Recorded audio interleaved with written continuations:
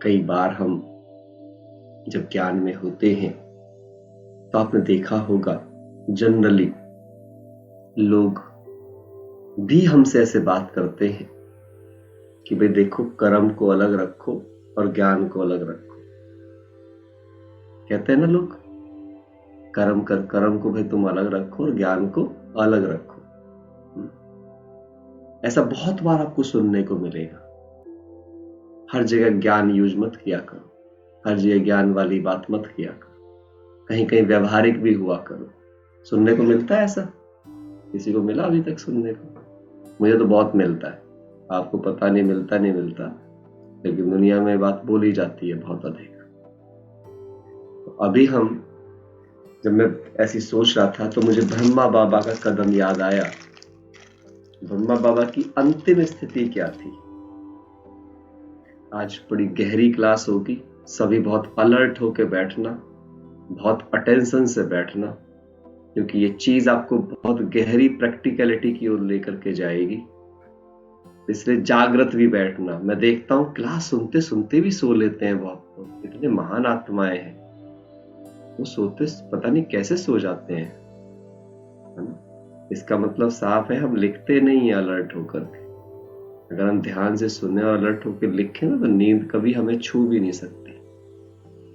लिखना इसीलिए कल्याणकारी होता है। समझ रहे आप मेरी बात?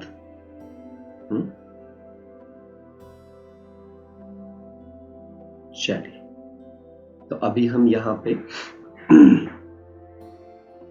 तो क्या बाबा ने मुझे टच कराया, मैं पूरा उसका पिक्चराइजेशन दूंगा आपको, जिस पिक्चराइजेशन से आप एक एक स्थिति को समझ पाएंगे। और एक बात और थोड़ा ध्यान रखिएगा आप सभी, अपने पास ना क्वेश्चन जरूर लिखना। जो भी मन में प्रश्न पैदा हो ना आपके, आज थोड़ा सा पढ़ाई की तरह से पढ़िए। ये क्लास ना पढ़ाई की तरह पढ़ने की क्लास होगी, इसलिए बहुत फोकस होके करना। मेरा इतना ही कहना है बस आपसे। देखिए क्या है, बाबा का अंतिम पेपर क्या था?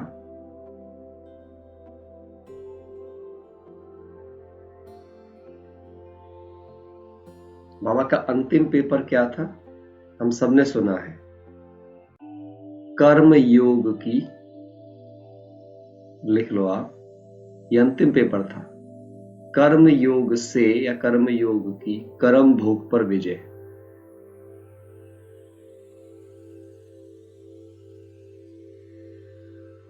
ये बाबा ने अंतिम अध्याय बाबा का रहा, लास्ट पेपर जो बाबा ने पास किया। और बाबा ने क्या कहा उसमें, ध्यान से देखिएगा, उस शब्द को पढ़ लीजिएगा।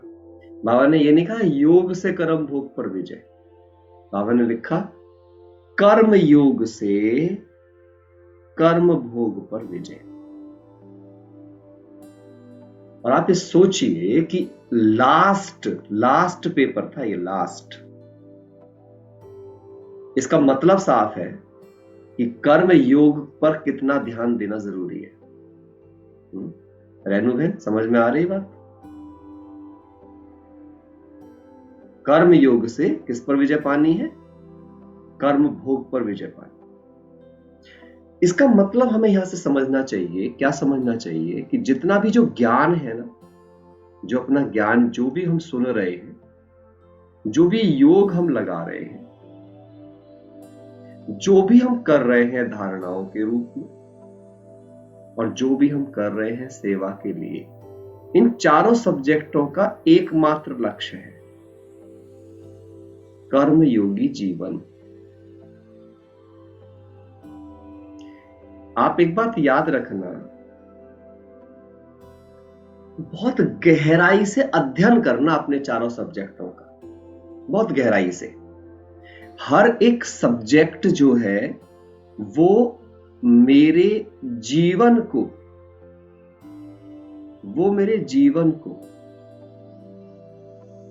क्या बना रहा है? कर्मयोगी जीवन। इसीलिए भगवान ने एक बड़ी गहरी बात कही हमसे मुरलियों में। क्या कहा बच्चे? मैं निवृत्ति मार्ग का ज्ञान नहीं, प्रवृत्ति मार्ग का ज्ञान समझाता हूं। प्रवृत्ति मार्ग, निवृत्ति मार्ग नहीं समझाता हूं, क्या समझाता हूं? प्रवृत्ति मार्ग।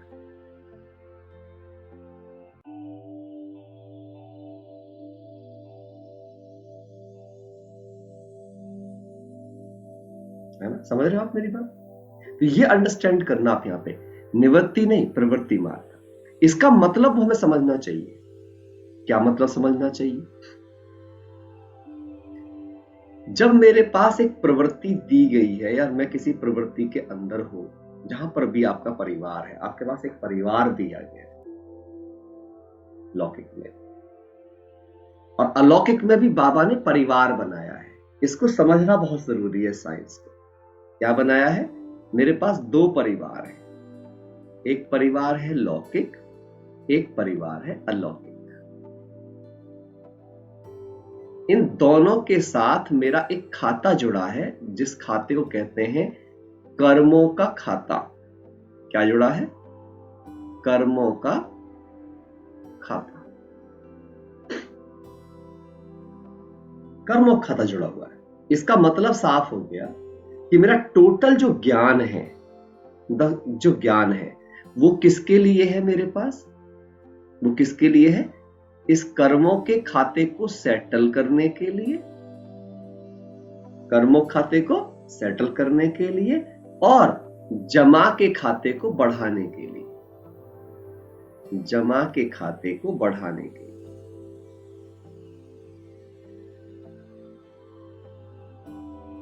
परंतु एक बात और समझनी पड़ेगी मुझे प्रैक्टिकलिटी में, कि कर्म से ही जमा होगा, कर्म से ही जमा होगा। हमने क्या गलती करी है? हम योग करेंगे तो नहीं, बस अब सब ना, अब बस बैठ जाओ करके। वो ठीक है, मुझे कर्मेंद्रियों से बैठना भी है, मुझे समेटना भी है। क्यों? उसका भी कारण है, वो भी एक चीज है। हर बात को लॉजिकल समझने का प्रयास करिएगा। आज बड़ी गहरी गहरी बातें बाबा टच करा रहे हैं। जैसे एक चीज होती है, ध्यान दीजिएगा, एक शब्द है जो मैं हमेशा आपके सामने बताता हूं, प्रिपरेशन, और एक सवाल, एक है परफॉर्मेंस।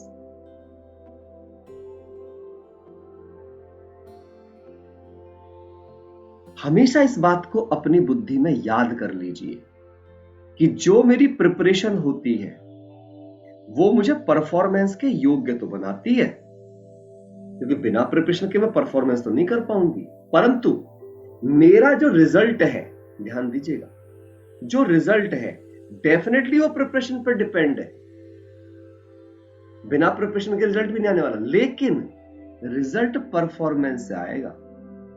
अगर मैं मेरी प्रिपरेशन को परफॉर्म नहीं कर पाया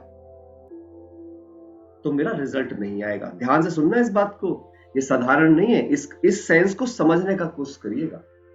कभी कभी मैं ये बातें क्यों समझा रहा हूं, अभी आपको लेके जाऊंगा वहां बड़ी और गहरी बात समझा रहे हैं। क्या एक्चुअली हम जब भक्ति मार्ग में थे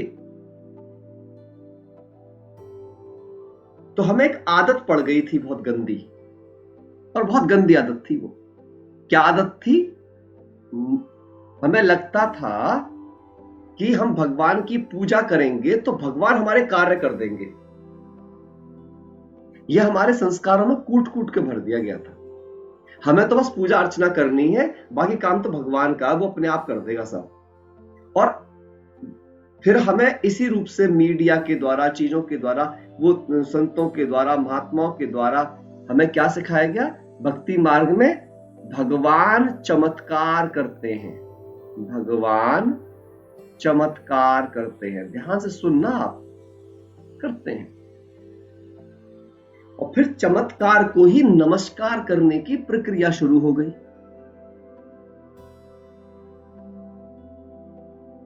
इसीलिए बाबा कहते, बच्चे भक्ति मार्ग है अंधश्रद्धा का मार्ग। क्यों कहता भगवान? क्योंकि भक्ति में हम ऐसे अंधश्रद्धालु बन गए कि हमने सिद्धांतों का खंडन करना सीख लिया। पहला सिद्धांत हमने क्या खंडन किया? सुना भले ही, सुनाया भी भले ही, लेकिन क्या खंडन कर दिया? जो करेगा सो पाएगा। ये सिद्धांत था, लेकिन हम भक्ति में कर क्या रहे थे? इसका उल्टा, हम कह रहे थे जो मांगेगा वो पाएगा। भगवान के दर पे चले जाओ, उसके दर से कोई खाली नहीं आता है। इस तरह की हमने क्या कर ली, भक्ति बना ली, अर्चना बना ली, पूजाएं बना ली। फलाने काम के लिए ये पूजा कर लो तो आपका ये काम हो जाएगा, हो जाएगा। जबकि सिद्धांत क्या था? सिद्धांत था करन करावनहार। सिद्धांत ये था, ध्यान समझना इस बात को, सिद्धांत ये था करना मुझे है, करावनहार सिर्फ बताएगा कि करना कैसे है, बट मुझे करना है। मुझे करना क्यों है? क्योंकि इस मुझे करने में भी, मेरे करनहार स्वरूप में भी, ध्यान सुनिएगा, एक सिद्धांत छिपा हुआ है। क्या सिद्धांत छिपा हुआ है इसमें भी? कर्म से भाग्य का निर्माण होता है। तो अगर मैं कर्म नहीं करूंगा तो मेरा भाग्य कैसे बनेगा? और भाग्य भगवान को तो बनाना नहीं है। क्यों? क्योंकि भगवान कौन है? भगवान कौन है? भाग्य विधाता। वो तो भाग्य के विधान को समझने वाला और भाग्य के विधान को बनाने वाला है। इसका मतलब क्या है कि इस कर्म को करने की आर्ट तो मुझे सीखनी पड़ेगी। बिल्कुल वैसे ही जैसे स्कूल के अंदर, कॉलेज के अंदर अगर कोई व्यक्ति डॉक्टर बनना चाहता है तो जो वहां पर मेडिकल प्रोफेसर्स होंगे वो डॉक्टर की सारी पढ़ाई पढ़ा देंगे,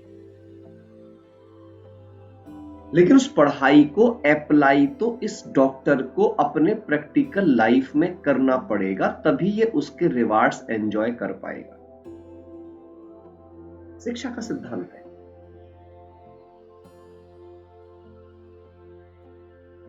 अर्थात अब यहां पे हम वापस आ जाते हैं फिर से। जैसे इस पढ़ाई में वो मेडिकल प्रोफेशन की पढ़ाई की, उसने इंजेक्शन लगाना सीख लिया, कौन सी टैबलेट देनी ये सीख लिया, डायग्नोज सीख लिया, सब कुछ कर लिया, सब कुछ सीख गया, तैयार हो गया, now he is ready doctor. लेकिन अगर ये जाके परफॉर्म ना करे, फील्ड में ना उतरे, एक बात और ध्यान देनी है, बहुत ध्यान समझना, पढ़ाई जो होती है ना वो बेसिक होती है, बेसिक। गहनता समझेगा इस बात को, पढ़ाई सिर्फ बेसिक होती है। परफॉर्मेंस जो होती है ना वो आपको प्रैक्टिकल अनुभवी बनाती है। पढ़ाई जो होती है किताबी होती है, सिर्फ किताबी। किताबी इन द सेंस सिर्फ बात है वो। जैसे भगवान की मुरली भी सिर्फ क्या है मेरे लिए? भगवान की बात है। लेकिन वो बात कितनी कारगर है, जब मैं उसे प्रैक्टिकल फील्ड में परफॉर्म करने के लिए चलूंगी तब मुझे ये समझ में आएगा कि इस बात को अप्लाई करने में चैलेंजेस क्या क्या है, चुनौतियां क्या क्या है। और फिर क्या होगा? तभी फिर एक सिद्धांत पे मैं बात आगे चल पाऊंगी। बात से बात बनती है, बात से बात बनती है और बात से बात निकलती है, बात से बात निकलती है। ये सिद्धांत है बड़े गहरे और ये समझने बड़े इंपॉर्टेंट होते हैं। इनका क्या मतलब है? बात से बात बनती है, इसका मतलब कुछ करने चलेंगे तो कुछ काम होगा, पहली बात, कुछ लर्न करेंगे हम। फिर बात से बात निकलने का मतलब क्या होता है? एक शिक्षा से दूसरी शिक्षा जुड़ी हुई है, शिक्षा से शिक्षा जुड़ी है। जब पहले एक प्रयोग करोगे तो शिक्षा के बाद दूसरी शिक्षा अपने आप समझ में आती है। शिक्षा से शिक्षा जुड़ी है, एक शिक्षा प्रयोग करोगे फिर बाबा की दूसरी याद आएगी, अच्छा नहीं अब ये वाली बात, फिर अब ये वाली बात, फिर अब ये वाली बात। तो क्या होगा? एक शिक्षा दूसरी शिक्षा को याद दिलाने में मददगार साबित होती है। इसीलिए यह जरूरी होता है कि जो आप पढ़ाई कर रहे हो, उसको परफॉर्म करना शुरू करोगे। ध्यान से सुनना मेरी बात यहां पर, पढ़ाई को जब फील्ड पे आके परफॉर्म करोगे, फील्ड पर आकर परफॉर्म करोगे, तब आपको अपनी रियलिटी का पता चलेगा। मैंने क्या सीखा है। एक डॉक्टर कितना अच्छा डॉक्टर है, एक इंजीनियर कितना अच्छा इंजीनियर है, जब वो प्रैक्टिकल फील्ड में आएगा। एक और खास बात ध्यान देना, बड़ी गहरी सी बात है, इस पढ़ाई से आप तीन तरह के व्यक्ति बन सकते हैं एक ही पढ़ाई से, जो बाबा भी हमें सिखाते हैं। ये भी मेरे को समझ में आया, मैं दुनियावी एग्जांपल से समझा रहा हूं कि आपको समझ में आ जाएगा कि दुनिया में भी ये होता है। सिद्धांत कहीं नहीं बदलते, चाहे वो लौकिक दुनिया में कर्म के लिए चाहिए, चाहे अलौकिक दुनिया के भाग्य के लिए चाहिए। जब व्यक्ति पढ़ाई करता है तो इस पढ़ाई से व्यक्ति नौकर बन सकता है, इस पढ़ाई से व्यक्ति मैनेजर बन सकता है, इस पढ़ाई से व्यक्ति लीडर बन सकता है, अर्थात मालिक बन सकता है। जो लीडर होता है वही ओनर होता है, ओनर के अंदर लीडरशिप होना ही चाहिए, इसी के अंदर मालिकपन होता है। कोई भी पढ़ाई से आप ये तीनों पद पा सकते हो, पढ़ाई सेम होगी, पद ये तीनों होंगे, ये तीनों होंगे। और ये किस आधार पर निर्भर किए होंगे? जब आपने इस पढ़ाई को पढ़ा होगा, प्रिपरेशन करी होगी, आपकी प्रिपरेशन ने डिसाइड नहीं किया था कि आप नौकर हो, आप मैनेजर हो या आप लीडर हो। जब स्कूल में बच्चे पढ़ रहे होते हैं तो मास्टर किसी को नहीं कहता कि तू नौकर है, तू टीचर बनेगा, तू मैनेजर बनेगा, तू कलेक्टर बनेगा, ये नहीं कहता। क्या कहता है? जब वो पढ़ाई पढ़ के साल खत्म होता है और वो परफॉर्म करके आता है और जब उसका रिजल्ट आता है तो टीचर नहीं कहता है कि तुम जाके नौकर बनोगे, तुम कौन से नहीं कर पाओगे। ये खुद डिसाइड करता है स्टूडेंट, ध्यान समझिएगा, जो भाग्य बन रहा है, स्टूडेंट खुद ये डिसाइड करता है मैं क्या बनने के लायक हूं। आप देख रहे ना, जो स्टूडेंट अपने को नौकर बनने के लायक समझता है, चपरासी बनने के लायक समझता है, वो चपरासी के ही टेस्ट अटेम्प्ट करता है। जो अपने को सुपरवाइजर क्लर्क के लायक समझता है वो उसी के टेस्ट अटेम्प्ट करता है। अब आ जाओ बाबा के फील्ड में। बाबा के यहां भी बाबा क्या कहते हैं? एक है प्यादे, एक है घोड़े सवार, एक है महारथी।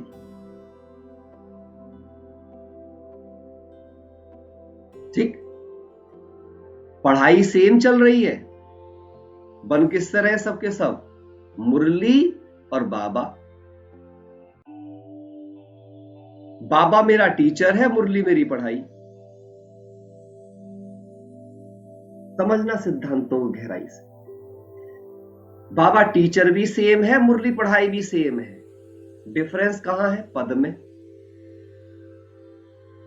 अब आप मुझे बताओ, जैसे दुनिया में कोई टीचर ये डिसाइड नहीं करता कि कौन क्या बनेगा,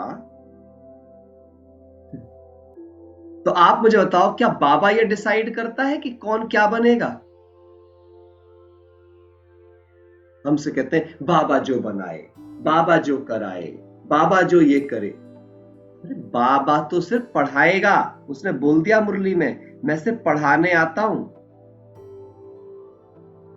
पढ़ना ना पढ़ना तुम्हारा काम है, तुम जो भी बनोगे तुम्हारी मेहनत से बनोगे। हां, क्योंकि बनाने वाला मैं हूं तो मुझे बुद्धि से बस भूलो मत, ये याद रखना, मेरे बिना नहीं बन सकते। जैसे टीचर के बिना हम कोई पढ़ाई नहीं पढ़ सकते, उसी प्रकार से बाबा के बिना हम इनमें से कुछ भी नहीं बन सकते। तो बाबा मेरे सामने एक रोल है। मतलब क्या है कि बाबा के बिना मैं सीख नहीं सकता, बाबा मुझे वो सिखा रहा है, परंतु करना किसे है? मुझे। मैं आपको आज क्या बताने के बाबा टचिंग करा रहे कि सबसे पहले यह ध्यान रख लीजिए, कर्म मुझे करना है, कर्म मुझे करना है, मुझे। कभी कभी क्या होते हैं हम क्या करते हैं, जब मैं कभी किसी को सुनाता ना तो बोलते हैं नहीं नहीं भाई जी, ये इसमें ईगो नहीं आ जाएगा। अरे कैसे बुद्धू हैं हम। आप दो चीजों का अर्थ समझिए। आप, यदि मैं आत्मा करणहार हूं, ये मैं याद नहीं रखूंगी आप ध्यान से सुनना इस बात को। मैं अगर ये याद नहीं रखूंगी कि मैं आत्मा करणहार हूं, तो पता है इसका नुकसान क्या हो जाएगा? इसका नुकसान इतना गहरा हो जाएगा कि मुझे कभी जिम्मेदारी का ताज जो है वो समझ ही नहीं आएगा। अगर आप मुझे बताओ, अगर मैं कुछ करती नहीं हूं, मैं किसी योग्य ही नहीं हूं, तो भगवान मुझे योग्य बच्चा, विशेष बच्चा, मेरा लायक बच्चा, मेरा ऊंचा बच्चा, मेरा नूर रतन बच्चा क्यों कहता है? और यदि मेरी कोई जिम्मेदारी ही नहीं है, तो मुझसे जिम्मेदारी के ताज की पूछी क्यों जाती है? If I am not responsible, अगर भगवान ही सब कुछ करने के लिए रिस्पॉन्सिबल बैठा हुआ है, मुझसे क्यों पूछता है भाई? दो शब्दों का हम अर्थ भूल गए। एक शब्द है कराएगा, एक शब्द है करेगा। याद रखिए, बाबा कराएगा, हम करेंगे।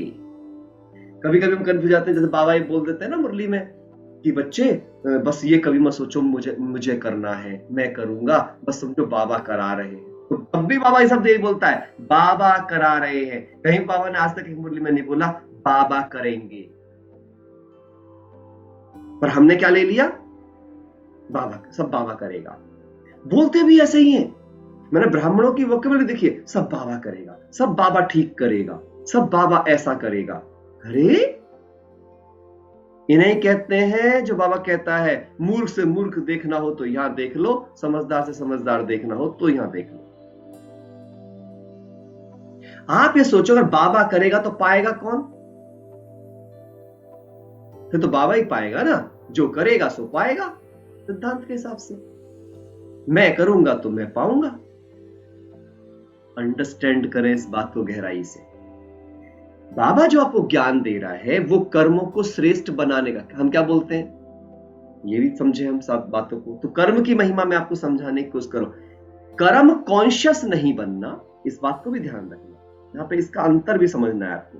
मुझे कर्म कॉन्शियस नहीं बनना है, मुझे कर्म कॉन्शियस नहीं बनना। फिर मुझे क्या बनना है? मुझे बनना है इस कर्म को करने की नॉलेज का कॉन्शियस।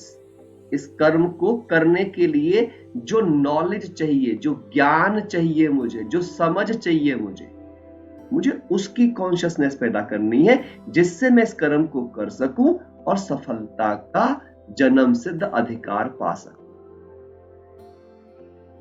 मुझे काम करना है, मुझे काम करना है, कैसे होगा? यदि कर्म की, अब ध्यान सुनना, यदि कर्म की कॉन्शियसनेस में गए आप, तो आप में पैदा होगा, कर्म कॉन्शियसनेस पैदा करेगी आप में डर, चिंता, तनाव। और यदि आपने ये समझ लिया कि इस कर्म को करने के लिए मुझे दो चीज चाहिए, तीन चीज चाहिए, जो मैं हमेशा आपको संकल्प में भी लिखवाता हूं। क्या चीज है वो तीन? पहली है समझ, दूसरे इस काम को करने के लिए जरूरी शक्ति, और तीसरा है धैर्य, पेशेंस। क्योंकि हर कर्म करने में आपको पहले बुद्धि लगानी पड़ेगी, प्लानिंग करनी पड़ेगी, एक्शन डालना पड़ेगा। मतलब पहले तो प्लानिंग तैयार करनी पड़ेगी, फिर आपको कर्म करने के लिए जरूरी शक्ति चाहिए, साहस चाहिए, स्ट्रेंथ चाहिए। क्योंकि एक आदमी को कर्म करने की समझ भी आ गई, लेकिन वो बीमार सा पड़ा है, चल फिर नहीं सकता, तो कर्म कैसे करेगा? और फिर क्या होगा, जब समझ और शक्ति लग रही होगी तो कई बार चुनौतियां आ रही होंगी, काम हो रहा होगा, नहीं हो रहा होगा, सफलता असफलता का दौर आएगा। ध्यान समझ लीजिए इस बात को। जब भी आप किसी कर्म में समझ शक्ति का प्रयोग कर कर्म कर रहे होंगे, तो आपके सामने दो दौर आएंगे। एक, सफलता भी मिल सकती है तुरंत के तुरंत आपको, और असफलता भी मिल सकती है। पर उस समय पे जो धैर्य का गुण जिस आत्मा में होगा, बहुत गहरी बात बाबा ने अभी भी टच कराई है, जिस आत्मा में धैर्य का गुण होगा, वो आत्मा क्या समझेगी? वो आत्मा समझेगी असफलता अंत नहीं है। लिख लो इस बात को, असफलता अंत नहीं है, अंत नहीं है। क्योंकि गुणवान आत्मा का सफलता जन्म सिद्ध अधिकार है। चरित्रवान आत्मा का सफलता जन्म सिद्ध अधिकार है, क्योंकि जहां गुण है, जहां चरित्र है, वहां भगवान है। और जिस पाले में भगवान है, जहां धर्म है वहां भगवान है, और जिस पाले में भगवान है उनकी विजय निश्चित है। असफलता मेरी स्ट्रेंथ का पेपर है, स्ट्रेंथ का पेपर है। असफलता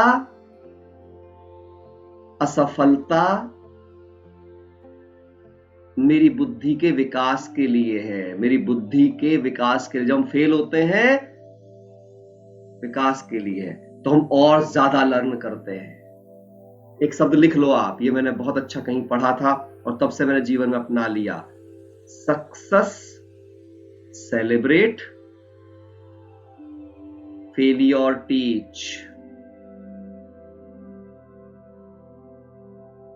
सफलता को तो हम सेलिब्रेट करते हैं, वहां पे हम कुछ सीखते नहीं है, बल्कि सफलता लोगों को बुद्धू बना देती है। जिसने सफलता के बाद से, और जो असफल होता है वो प्रयास करते करते और समझदार और समझदार और समझदार और समझदार और अनुभवी बनते बनते सदा सफल हो जाता है। और दुनिया में इसके एग्जाम्पल भरे पड़े हैं, आप उठा के देखिए। दुनिया में वो व्यक्ति महान नहीं होता जो सदा सफल होता रहता है। दुनिया में वो व्यक्ति ज्यादा महान होता है जो, लिख लो आप, ये बड़ा गहरा शब्द बाबा ने बताया है मुरली में, जो अपनी असफलता को प्यार से सहन कर सकता है, वो महान बनता है, वो महान बनता है। बस जो इतना याद रख ले, असफलता अंत नहीं है, असफलता अंत नहीं है। असफलता बस इतना बता रही है कि मैंने अभी सफलता के लिए जितना प्रयास करना चाहिए था, जो लर्न करना चाहिए था, वो अभी लर्न नहीं किया है। जिसने इतना धैर्य रख लिया वो बड़ी सफलता पाएगा, बड़ी और परमानेंट। लिख लो आप इस बात को, परमानेंट पाएगा। बड़ी सफलता भी होगी उसकी और परमानेंट सफलता भी होगी उसकी। ठीक। अब एक और खास बात दूसरी चीज, एक तो क्या सिद्धांत था, अभी आप समझिएगा और गहराई में जाएंगे इसमें। कर्म योग से कर्म भोग। दूसरी बाबा एक सिद्धांत देते, क्या बोलते, कर्म इंद्रिय जीत। अब आप मुझे बताओ, यदि मैंने इन इंद्रियों को टैकल करना नहीं सीखा, इन इंद्रियों का संपूर्ण ज्ञान नहीं लिया, संपूर्ण ज्ञान, किस इंद्रिया क्या काम है और कैसे प्रयोग करनी है, तो क्या करेगी वो, मुझे कर्म के समय पर धोखा देगी।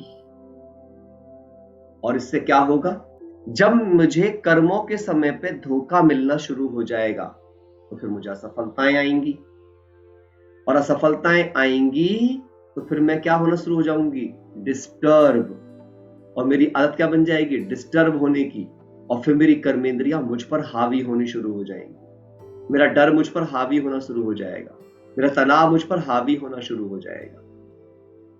तो कर्मेंद्रिय जीत बनने के लिए, इसलिए बाबा ने यहां पे हमें जो ज्ञान दिया कि बच्चे बस तुम एक बात याद रखना, तुम आत्मा हो और बस मुझ परमात्मा से कंबाइंड होकर काम करना। इसी के लिए बाबा ने साथी और सारथी का ज्ञान दिया कि जब तुम साथी और सारथी को साथ रखोगे तो कर्म करते समय तुम्हें किस इंद्रिय को कैसे प्रयोग करना है, इसका संपूर्ण ज्ञान तुम्हें अपने साथी और सारथी से मिल जाएगा। अब कर्मेंद्रिय जीत का मतलब ये नहीं, एक बात और समझना, ये भी बाबा की बड़ी गहरी बात है कि कौन है कर्म इंद्रिय जीत। कर्मेंद्रिय जीत का मतलब अपनी इंद्रियों को कंट्रोल में करना नहीं है। कुछ लोग बोलते हैं कर्मेंद्रिय जीत माना जिसकी इंद्रियां उसे कंट्रोल में हो, नहीं। कर्मेंद्र जीत का मतलब है जिसकी इंद्रियां सदा श्रेष्ठ कर्म करती हो। कंट्रोल में बिठाना थोड़ी है, बैठने थोड़ी है वो। जिसकी इंद्रियां सदा शुभ व श्रेष्ठ कर्म करती हो, उनका काम है वो कर्म करती हो। आप कुछ सोचो ना, मतलब मैंने कार ले ली, अंडरस्टैंड करना इस बात को, मैंने कार खरीद ली। अब कार को जी मैंने खड़ा कर दिया, कंट्रोल कर दिया, खड़ी कर दी, बस कार ब्रेक लगा दिए, अब मेरी कार खड़ी है। क्या करूं उस कार का? खड़े खड़े सड़ जाएगी वो। आप देखो जो कारें खड़ी रहती हैं उनके टायर फूल जाते हैं, जो कारें खड़ी रहती हैं उनके इंजन जाम हो जाते हैं। अगर एक बार चलाई और खड़ी कर ली, वो खड़ी है जी, हमने कर्मेंद्रिया कंट्रोल कर ली। अरे कर्मेंद्रिया कंट्रोल करने नहीं, अब हम आंखों से कुछ ऐसा देखते नहीं है। अरे कुछ तो देखोगे, अगर आंखों का काम देखने का है, ये कुछ तो देखेंगी, बट इनसे देख क्या रहे हो, ये इंपॉर्टेंट है। तो कर्मेंद्रिय जीत का हमने बड़ा गलत मतलब निकाला और बड़े ऐसे क्लास लाए, जिसकी कर्मेंद्रियां उसके संपूर्ण नियंत्रण में हो। नियंत्रण याद रखना, कंट्रोल ऑलवेज बैड। कंट्रोल का मतलब ये नहीं होता है, ध्यान से समझना कभी भी, कि उसे रोक दो, वो रुक ही नहीं सकता। क्यों? क्योंकि कर्मेंद्रियां किससे जुड़ी हुई हैं, ध्यान से और समझना इस बात को, ज्ञानेंद्रियों से। कर्मेंद्रियों का जो लिंक है, ये भी गहरी साइंस है, ये समझ लो पहले आप। जितनी भी मेरी कर्मेंद्रियां हैं, कर्मेंद्रियां लिंक विद ज्ञानेंद्रियां। ज्ञानेंद्रियां ज्ञानेंद्रियां कौन सी है? मेरे मन बुद्धि संस्कार। मन बुद्धि संस्कार से मेरी कर्मेंद्रियां जुड़ी हुई हैं। मेरा हाथ अपने आप नहीं उठता है, मेरा मन से दिशा देता है, बुद्धि कुछ निर्णय लेती है, तब ये उठता है। अच्छा, अब क्या मन शांत बैठ सकता है? क्या बुद्धि शांत बैठ सकती है? क्या अब जो संस्कार बन चुके हैं वो शांत बैठ सकते हैं? नहीं। अगर ये एक्टिव जोन में रहेंगे तो कर्मेंद्रियों को तो चलना ही है। और अच्छा, एक और खास बात यह है, क्या आप इन्हें कंट्रोल कर सकते हो ज्ञानेंद्रियों को? ये कभी कंट्रोल हो नहीं सकते। अगर आपने मन पे कंट्रोल करने की कोशिश करी, मन बगावत कर देगा। मन तो एक ऐसा दोस्त है कि इसको तो आपको चलाना आना चाहिए, इसका काम है चलते रहना, लेकिन चलाने की दिशा देने वाले आप हो। बुद्धि के लिए बाबा ने क्या बोला है? निर्णायक शक्ति। इस बुद्धि, पता है इसकी निर्णय शक्ति कब बढ़ेगी? कुछ लोग बोलते हैं मेरी बुद्धि में निर्णय नहीं है। पता है क्यों आपकी बुद्धि में निर्णय लेने की ताकत नहीं है? पता है क्यों आपकी बुद्धि कंफ्यूज रहती है? क्योंकि आपने निर्णय लिए नहीं है। आप जिस कर्म को बार बार, लिख लो आप, कर्मों की बार बार की गई पुनरावृत्ति उस कर्म में आपको मास्टर बनाती है। किसी भी कर्म की गई बार बार पुनरावृत्ति आपको उस कर्म का मास्टर बनाती है। आपने बार बार खाना बनाया, खाना बनाने के मास्टर। आपने जो चीज करी उसके मास्टर, गाड़ी चलाई उसके मास्टर, पढ़ाया उसके मास्टर। आप जब किसी कर्म को रिपीट करते हो तो आप उसके मास्टर बन जाते हो।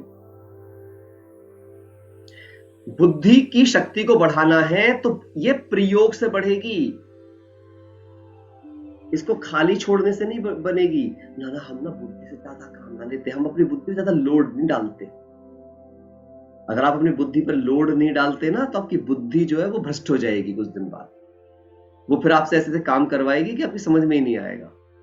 ब्रेक फेल, फिर वो कहीं भी जाकर ठुकेगी, फिर वो कुछ भी ढूंढेगी, फिर वो कुछ भी करेगी, फिर मन उसकी नहीं सुनेगा। ये तीनों का बैलेंस बिगड़ जाएगा। फिर मन अपनी चलाएगा, बुद्धि अपनी चलाएगी, संस्कार अपने भागेंगे। और जो व्यक्ति ऐसा हो जाता है, बस वही टेंशन में मरता है। समझ आ रही है मेरी बात? कुछ आप तक पहुंच रहा हूं मैं पूरी तरीके से? आप समझ पा रहे हैं कि आपके अंदर की बात चल रही है? तो मुझे क्या करना है ना, मुझे मन को कंट्रोल करना है। कंट्रोल का गलत मतलब नहीं निकालना है। मतलब कंट्रोल का मतलब सिर्फ इतना है, कंट्रोल का मतलब क्या होता है? रुकना नहीं होता। इस बात को लिख लो आप, control is not equal to stop. Control का मतलब रुकना नहीं है। कंट्रोल का मतलब होता है इसको कंट्रोल कर सही दिशा देना। कंट्रोल का मतलब होता है सही दिशा में चलना, सही दिशा में चलकर अपनी दशा बदलना, अपनी दशा बदलना। समझिए इस बात को, ये है ज्ञान, इसे कहते हैं कंट्रोलिंग पावर।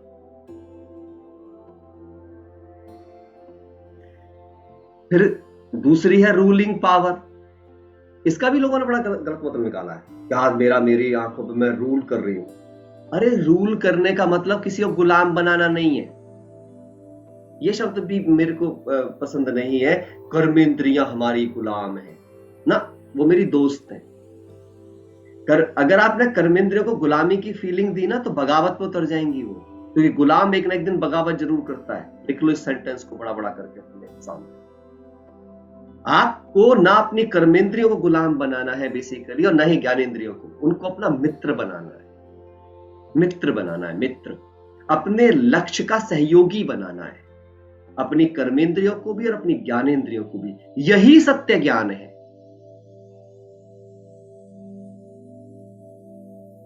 यही सत्य ज्ञान है।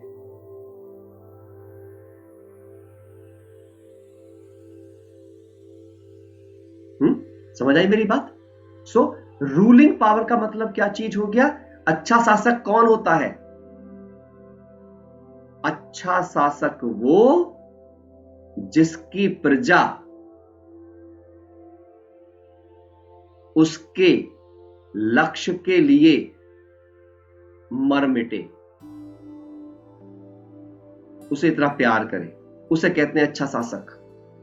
शासक वो नहीं होता जो किसी पर क्रूरता दिखाए, जबरदस्ती दिखाए, नहीं, बल्कि वो अपनी प्रजा को इतने प्यार से तैयार करे। और प्यार से वो कब तैयार कर पाएगा? जब उसमें समझ होगी, ज्ञान होगा, ज्ञान। इसीलिए ज्ञान क्या है? बाबा ने बोला ज्ञान है मैं आत्मा हूं। ज्ञान है मैं कौन हूं, मैं किसकी हूं, मैं कहां से आई हूं, मुझे क्या करना है। इन 4 प्रश्नों के उत्तर के साथ जब मैं अपनी कर्मेंद्रियों को, रूपी प्रजा को, अपने मंत्रियों को यूज करूंगी तो क्या होगा? वो मेरी इस सत्यता के संग में सच्चे बन जाएंगे, मेरी सब कर्मेंद्रियां सच्ची बन जाएंगी। और उससे क्या फायदा मिलेगा? मेरा कर्म योग हो जाएगा। और जब मेरा कर्म योग हो जाएगा, मेरी कर्मेंद्रियां, मेरे मन, बुद्धि, ज्ञानेंद्रियां सब एक लाइन में हो जाएंगे। ध्यान समझना आप, बड़ी गहरी सी बात है ये। कर्मयोगी का मतलब क्या है ना?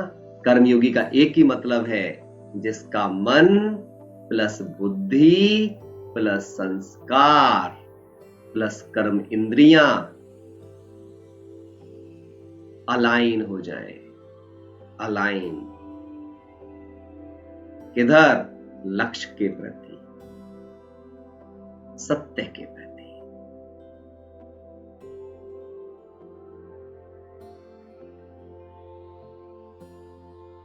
ठीक है, समझ आ गई पूरी बात? ये है कर्म योग। और सोच लो अब, ऐसा जो कर्म योगी होगा, ध्यान समझना आप, क्या उसे कभी भी कर्म भोग की फीलिंग आएगी? आएगी? क्या उसे बीमारी की फीलिंग आएगी? क्या उसे दर्द की फीलिंग आएगी? कभी नहीं आएगी। क्यों? क्योंकि उसका मन, उसका बुद्धि, उसके संस्कार, उसकी कर्मेंद्रियां लक्ष्य को जानती हैं। लक्ष्य को जानती। समझ आई पूरी बात? किसी के मन में कोई सवाल हो तो पूछो।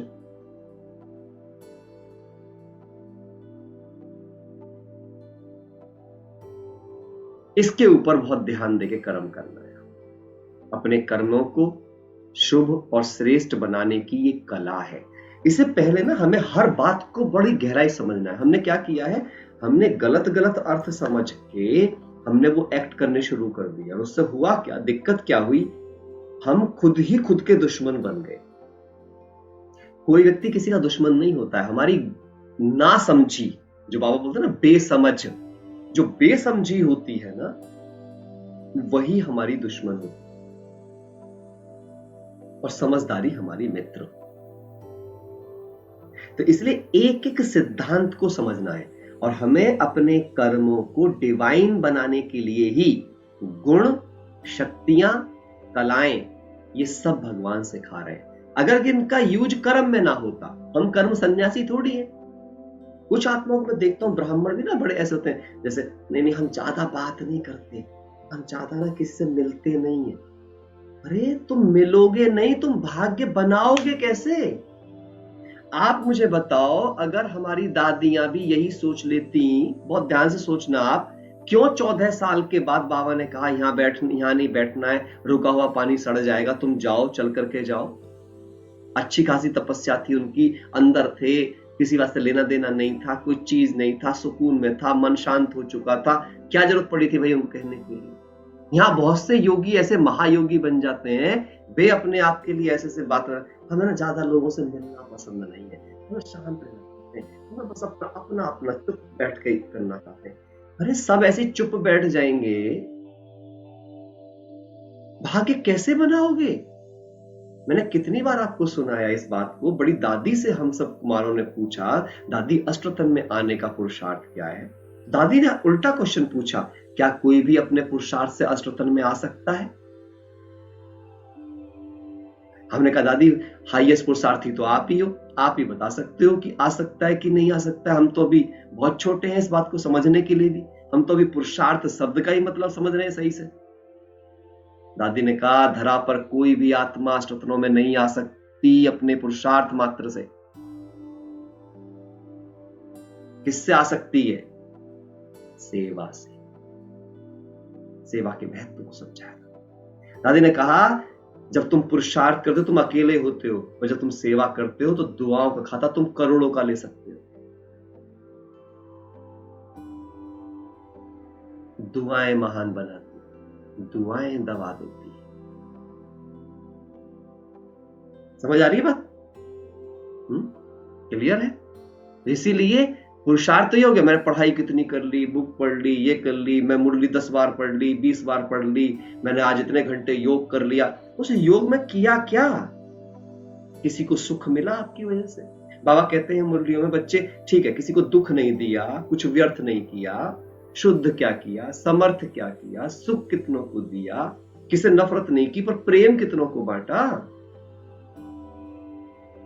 किसी का साहस तोड़ा नहीं, बहुत अच्छी बात है, साहस बढ़ाया कितनों का, कमाई जमा क्या की। मैंने कुछ ये नहीं किया तो मैं चुप बैठी हूं, कुछ किया नहीं ना, कुछ करती तो पता चलता कि मैंने सही दिशा में क्या किया और गलत दिशा में क्या किया। आया ना? समझ आ रही है बात? क्लियर हो रही है चीजें? हाँ सुनीता बहन कुछ कहना है क्या? जी बताइए। ओम शांति भाई जी, मैं हॉस्पिटल में हूँ, मतलब दूसरे की सहायता के लिए, तो इसलिए वीडियो ऑन नहीं करती थी, यूट्यूब पे हूँ। लेकिन आज के क्लास में मेरा वो क्या नाम है, आंखों पर से पर्दा हट गया कि मंदिरों में जा, ये सोचते थे कि मंदिरों में जाएंगे, पूजा करेंगे तो मेरा काम हो जाएगा, लेकिन तो काम तो कर्म योग से ही होगा और भगवान की दुआओं से, बस उनकी दुआएं और कर्म हमारा। और दुआ क्या है उसकी? उसकी दुआ हर वाला है मेरे साथ में, मुरली। भगवान की सारी दुआ सदा ही मेरे साथ है, मुरली, बस वो उसकी सारी दुआ। बाबा ने कहा ज्ञान ही दुआ है जी। आपने बताया कि टीचर पढ़ाएगा, लेकिन वो नहीं बताएगा कि आप मालिक बनोगे कि नौकर, वो तो आपके कर्म ही आपको बनाएंगे। हम क्या इंतजार कर रहे हैं, बाबा ने मुझे ऐसा पार्ट क्यों दिया, बाबा ने मेरे को वैसा पार्ट क्यों दिया? अरे भैया तुमको दे दी ना, तो छूट दे दी ना, तो पढ़ाई करवाई, तुम करो ना, तुम करके दिखाओ, बदल देगा वो तुम्हारे लिए सारे पार्ट भी, पर तुम करके दिखा के दिखाओ। पर हम तो सहारा किस बात का पकड़ लेते हैं, बाबा ने कहा है ना संस्कार हावी हो जाते हैं, सड़े से जन्म के संस्कार जाग जाते हैं, फलाना हो जाता है। हम कमजोरी वाली बात को पकड़ लेंगे और फिर क्या बोल देंगे ड्रामा में ही होगा ना। तो बाबा ऐसे बच्चों को पता क्या बोलता है, लिख लो आप सब अपने आप में, भस्मासुर। जो आत्माएं ड्रामा को अपने पुरुषार्थ से आगे रखती हैं वे सब आत्माएं हैं भस्मासुर।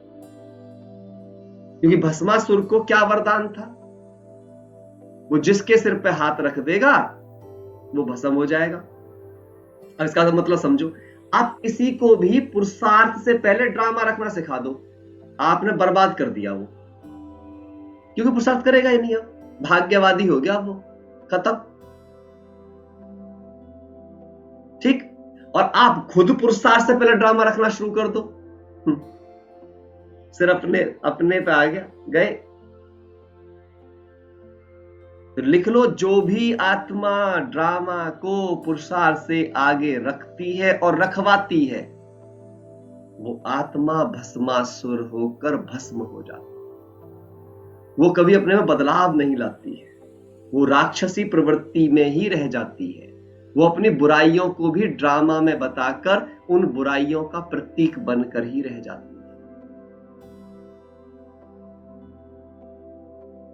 अंडरस्टैंड करें, ठीक है?